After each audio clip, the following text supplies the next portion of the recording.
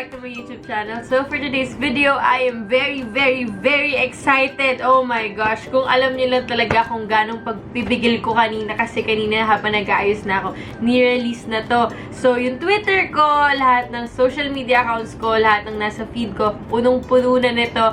At ayoko talaga siyang tingnan dahil gusto ko talaga pag nakita ko yung music video, gusto ko raw, as in yung talagang kakakita ko lang talaga yung wala talaga akong idea kung ano yung nasa loob ng video or kung ano na naman ang pasabog ng Blackpink. But naalala ko lang ngayon, yung previous reaction video ko regarding Blackpink, naalala ko, parang kilala ko lang sila by their names. Pero ngayon, oh my gosh, sobrang naging fan nila talaga ako. Nakita niyo naman yung vlog ko ng Blackpink concert kung gaano ako nag-fangirl. At grabe na yung love ko for them. Oh my gosh, sobrang naging obsessed na ako with Blackpink. Kaya nung time na nalaman ko na i-release nila yung Kill This Love, oh my gosh, isa talaga ako sa sumigaw talaga na finally, new music, we deserve it, Blinks, come on. At syempre, gusto ko lang din magpasalamat sa Blinks for influencing me. Dahil nagsimula lang naman talaga to sa pagko-comment nila sa video ko na gumawa ako ng cover ng As If It's Your Last or Bumbaya. Sobrang dami ko na-receive na comments from Blinks. So ayun, hanggang sa sinerch ko yung choreo, tapos biglang nagustuhan ko, tapos naging interesado na ako sa life nila hanggang sa ayun, naging Blink na ako. Alam nyo guys, ayoko na talaga chumika kasi kanina ko pa talaga pinipigilan yung sarili ko. Gustong-gusto ko na talaga siya mapanood. I really wanna see it. Sobrang grabe yung teaser, diba? For sure naman, pag pinanood nyo na ito, napanood nyo na yung music video. Pero nung ang napanood ko pa lang kasi is yung teaser. So, dun pa lang, oh my gosh. Sobrang feeling ko mag-freak out ako ng todo dito compared before dun sa reaction video ko sa Duru. So yun guys, ayoko na talaga chumika dahil gusto ko na talaga siya mapanood. And if you want to see my reaction while watching it, please keep on watching. Oh my gosh! Oh my God, ba't ako kinakabahan? Noong unang reaction video ko naman sa Duru. Chill lang naman. Pero ngayon, gusto ko na talaga siya. Oh, ikaw na. Sige na, start ko na.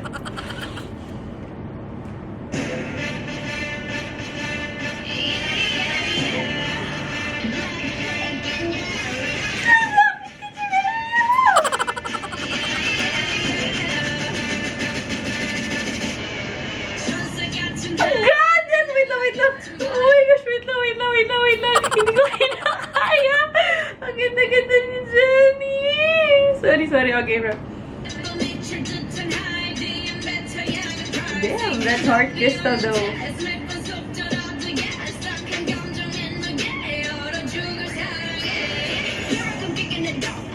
That's my babe. That's my babe. Uy, wala ko masabi.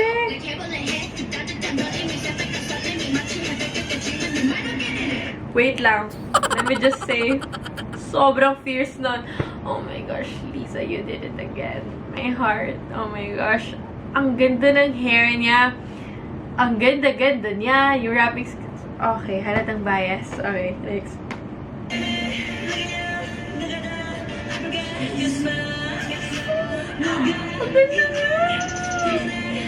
Let me just say, nung concert ng Blackpink, I think nasabi ko na yun, kay Jisoo ako pinakaunang na starstruck. Nung nakita ko yung mukha niya, oh my gosh, parang hindi siya tao. Sobrang ganda niya sa personal, guys. And sobra.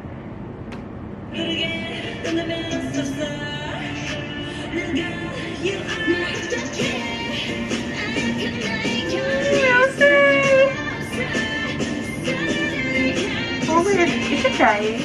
Oh, she's crying! Damn, actress Rosé!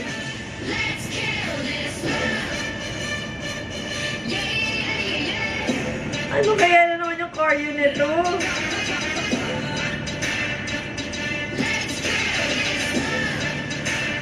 Ang ahang, sorry yung speechless ako sobra. Jen Lisa! What? Uy, wait lang! Ang ganda nila! Wait lang, ang ganda nila! Oh my gosh, ang ganda nila! Oo, ko ba? Ang ganda nila! Ang ganda nila talaga!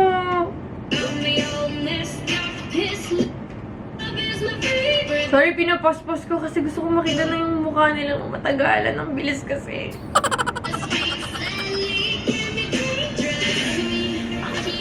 on.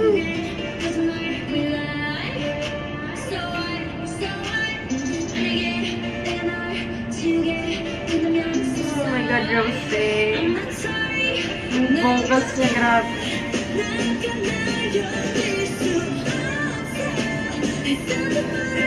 Oh my gosh.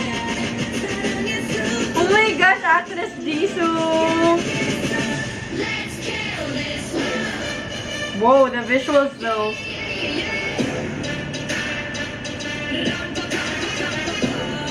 Oh my gosh, na-LSS na ako.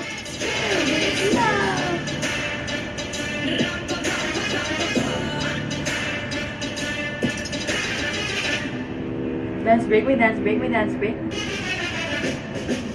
Ang angas! Oh my gosh, Rosie! Ang ganda ni Rosie doon!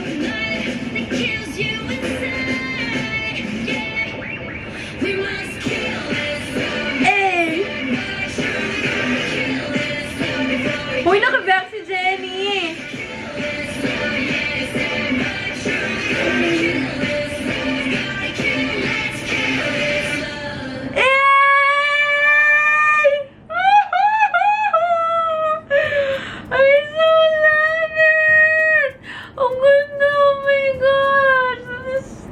So good. Pwede ko ba ulitin pangalawang beses? Okay lang ba guys? Paulitin ko 2 beses. Oh my gosh. Ang ganda talaga. Oh my gosh. But oh my gosh, that was really, really solid. Ang ganda talaga. Grabe kayo gumawa ng music video. Nakaka-heart attack kayo ng tao. Grabe. Isa pa, isa pa. Please, sorry guys. Samahan niyo ako kapag panoorin ko isa beses pa.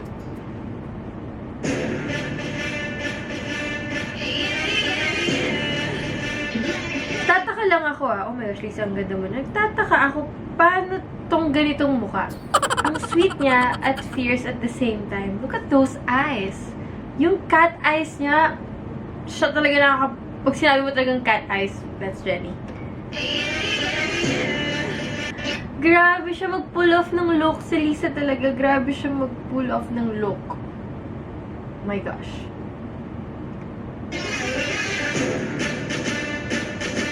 But can we just talk about Jisoo's features? Come on, guys. Perfect. Oh my gosh. Para meron talaga signature si Rosé, no? Na kapag ganitong klaseng style, ganitong klaseng aura, you know it's Rosé. Grabe tong part na to. As in, pag ganun talaga ako, bagay na bagay kay Jenny. Sobra. Look! See? Mukha pa ba ng totoong tao yan? Tapos biglang, gets kasi may white and black. So, parang alter ego. Ito talaga grabe.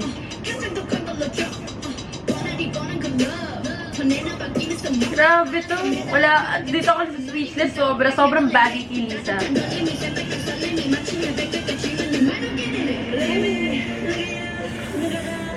Sobrang ganda mo, Jisoo.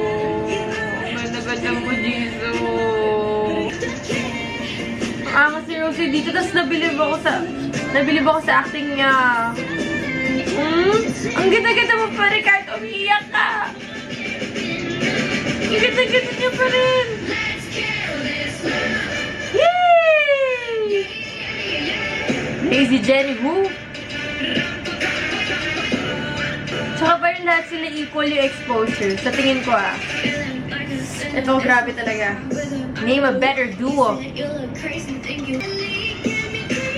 Grabe. Grabe, iba yung titig ni Rosé, no? Talagang parang kinakausap ka niya talaga. Jisoo, ang ganda-ganda mo. You look so fragile.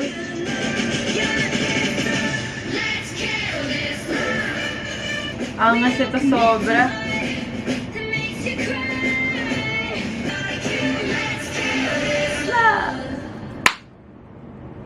Ang ganda talaga. Kaya ko siyang ulitin ng 1,000 times. Wow. So, ayun na nga guys. Napanood ko na yung music video ng Kill This Love. And it killed me. Grabe. Ewan ko, ba't parang mas may nasasabi ako before, pero this time kasi sobrang tinamaan talaga ako. dude, pare, chong, bro, tinamaan ako. Ano daw? So, ayun, sobrang ganda. Ang ganda-ganda talaga. Ang ganda-ganda nilang lahat. Jennie was really stunning. So, natuwa naman ako na she tried something new. Ayun, nag-wig siya. Myla Lisa. Oh my gosh, Myla Lisa. Grabe ka talaga. Grabe talaga yung attitude mo. Yung pagka-perform. Wala talaga akong masabi. Well, alam kasi din ng mga viewers ko na bias ko talaga si Lisa. But grabe kasi guys, alam niyo na kung bakit ko siya bias. Sobrang ganda niya talaga, sobrang galing niya. At talaga binibigay niya yung 101% niya talaga sa lahat ng bagay na ginagawa niya. She is very talented. Ang ganda-ganda niya. Rosé! Oh my gosh, Rosé. Ang ganda talaga ng boses mo. Grabe. Ang ganda-ganda talaga ng boses niya. Kaya nga kanina nung pinapanood ko, tapos meron siyang part dun sa dulo na parang solo niya. Parang dun ko talaga naisip na, oh my gosh, sarap nitong pakinggan sa live.